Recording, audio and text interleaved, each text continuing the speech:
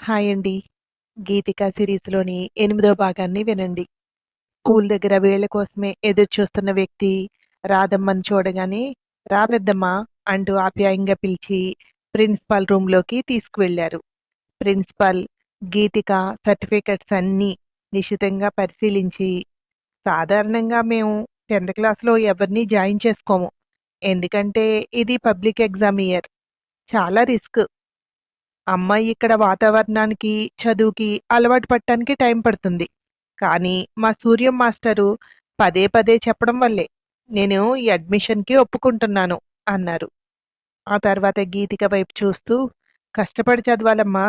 మన స్కూల్లో ఇప్పటివరకు 10థ్ క్లాస్ రిజల్ట్ 100% ఉన్నాయి. దాన్ని నువ్వు మెయింటైన్ చేయాలి" అన్నారు. "అలాగేనండి. తప్పకుండా నా బెస్ట్ ఇస్తాను" అంది గీతిక నమ్మకంగా. "ప్రస్తుతం ప్రిపరేషన్ క్లాసెస్ అవుతున్నాయి.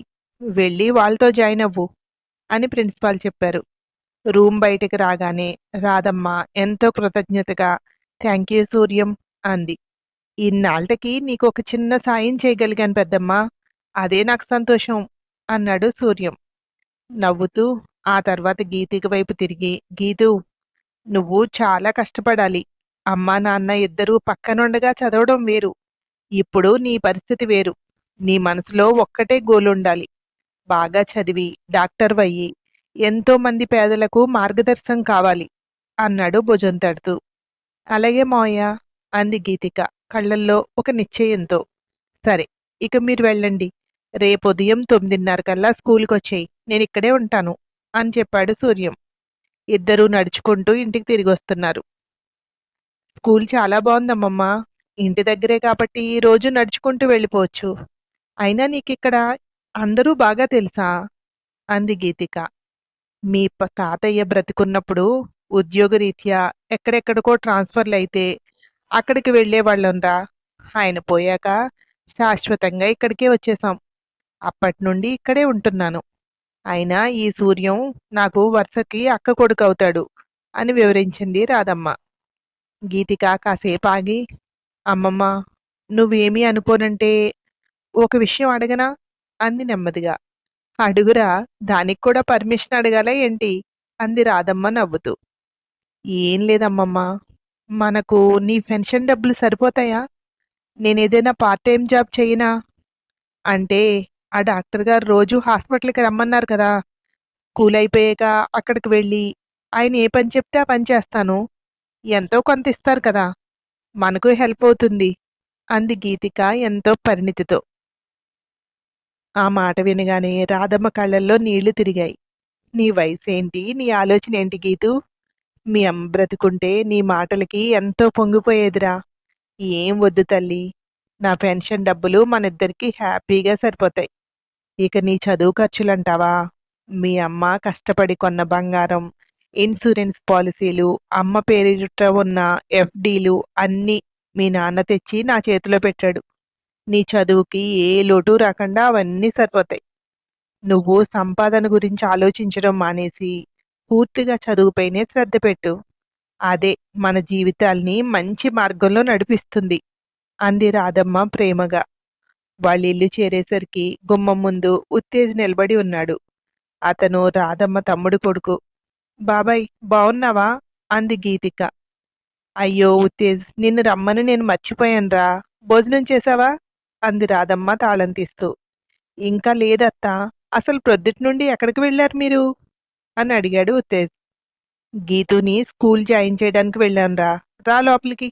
ముగ్గురు కలిసే తిందాం" అంటూ రాధమ్మ వడ్డించింది. ముగ్గురు కలిసి భోజనం చేశాక రాధమ్మ మళ్ళీ బయటికి వెళ్ళడానికి సర్దుతుంటే, "మళ్ళీ ఎక్కడికమ్మమ్మా?" అని అడిగింది గీతిక. "బ్యాంకుకి వెళ్తున్నాం గీతూ. మీ నాన్న ఇచ్చిన బంగారం, పాలసీ బాండ్లు ఇంట్లో ఉంచడం సేఫ్ కాదు. అందుకే బ్యాంక్‌లో నీ పేరు మీద ఓ కొత్త అకౌంట్, లాకరు ఓపెన్ చేసి అవన్నీ అక్కడ పెడదాం" అంది రాధమ్మ. "నాకెందుకు విడిగా అకౌంట్ అమ్మమ్మ? నీకు ఆల్రెడీ ఉంది కదా! దానిలోనే వేసేయి" అంది గీతిక. "వద్దురా, నీకంటూ ఒక అకౌంట్ ఉండాలి. రేపొద్దుట నీ చదువుకు, అవసరాలకు నేను రాకపోయినా నువ్వు స్వతంత్రంగా ఆ డబ్బు వాడుకోవచ్చు" అంది రాధమ్మ భవిష్యత్తును ఆలోచిస్తూ. గీతిక ఇంకేం మాట్లాడలేదు. బ్యాంక్‌లో ప్రాసెస్ అంతా ముగిసి, వాళ్ళు తిరిగి ఇంటికొచ్చేసరికి సాయంత్రం అయింది. ఉత్తేజ్ వాళ్ళని దించి వెళ్ళిపోయాడు. అమ్మమ్మ, ప్రొద్దుటి నుండి తిరిగి చాలా అలసిపోయావు. నువ్వెళ్ళి కాసేపు పడుకో. ఈరోజు వంట నేను చేస్తాను అంది గీతిక కిచెన్‌లోకి వెళ్తూ.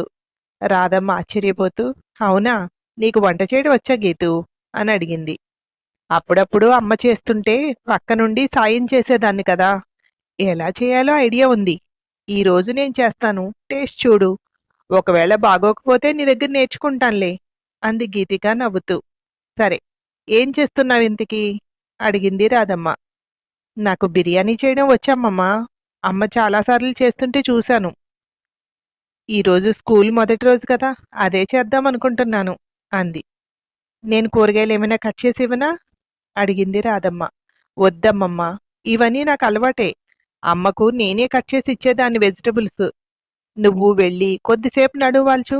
నువ్వు లేచేసరికి వేడి వేడి బిర్యానీ రెడీ అయిపోతుంది అంది గీతిక.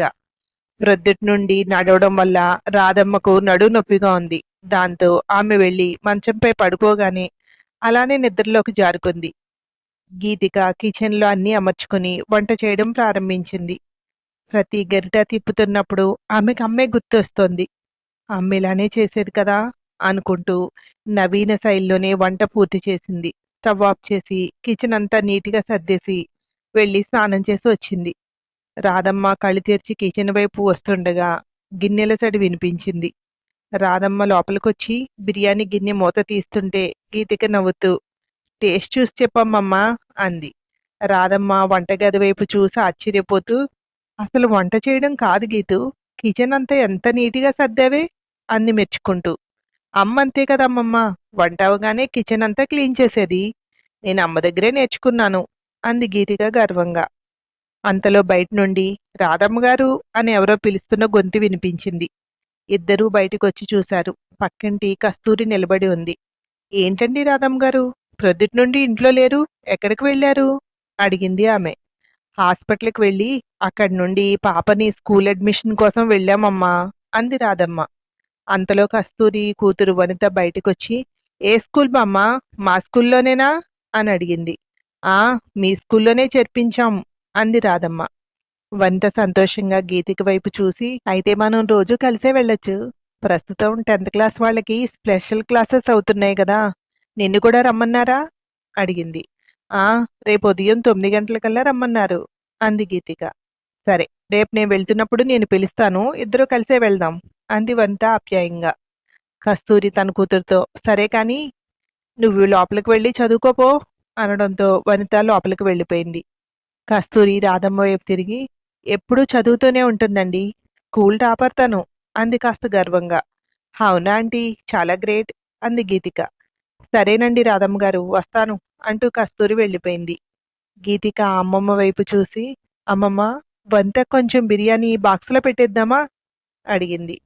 రాధమ్మ నవ్వి, వాళ్ళు తిననురా గీతు, వాళ్ళు పక్కా వెజిటేరియన్స్. మనం నాన్ వెజ్ తింటాం కదా, అందుకే వాళ్ళు మన ఇంట్లో వండినవి తీసుకోరు అంది. ఓహో, అవునా! అమ్మమ్మ, రేపు స్కూల్కి వెళ్తున్నప్పుడు బుక్స్ కొనుక్కోవాలి కదా అంది గీతిక. అవునరా, రేపు స్కూల్కి వెళ్ళాక సూర్యమ్మాయిని అడిగి ఏమేం బుక్స్ కావాలో లిస్ట్ రాయించుకో. సాయంత్రం ఇద్దరం కలిసి వెళ్ళి ఒకేసారి అన్ని కొనుక్కొచ్చేద్దాం అంది రాధమ్మ.